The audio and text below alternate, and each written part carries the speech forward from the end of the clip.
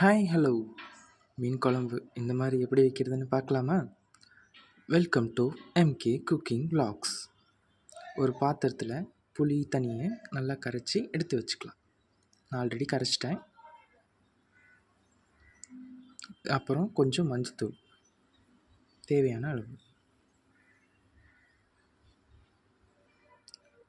ஆச்சி குழம்பு மிளகாய் தூள் தேவையான அளவு. நான் 3 பேருக்கு சமைக்கிறேன், அதனால் இவ்வளோ போடுறேன். என்ன இவ்வளோ போடுறேன்னு யோசிக்காதீங்க. கொரியாண்டர் போடுறேன், மல்லித்தூள் கொஞ்சம். அப்புறம் ஒரு கரண்டி எடுத்து அதை புளித்தண்ணியோட நல்லா கரைச்சி எடுத்து வச்சுக்கலாம். இன்னொரு பக்கம் தக்காளி, வெங்காயம், பச்சை மிளகாய் அரிஞ்சு எடுத்து வச்சுக்கிட்டு ஒரு பாத்திரத்தில் எண்ணெய் ஊற்றி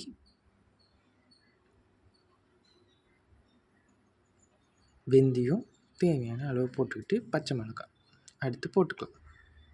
அதுக்கப்புறம் கொஞ்சம் பொரிஞ்சோன்னே கொஞ்சம் வெங்காயம் எடுத்து போட்டு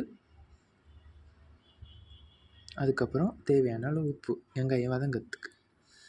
கொஞ்சம் வதங்கினோன்னே தக்காளி எடுத்து போட்டுக்கலாம்.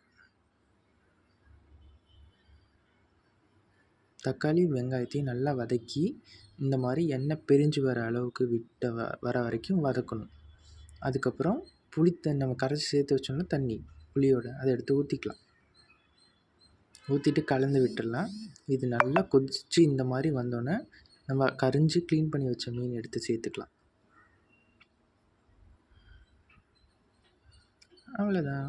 ஒரு ஸ்லோ ஃப்ளேமில் வச்சு கொஞ்ச நேரம் மீனை கொதிக்க விட்டு இறக்குனா இந்த மாதிரி ஒரு மீன் குழம்பு வந்துடும். நெக்ஸ்ட் வீடியோவில் பார்க்கலாம்.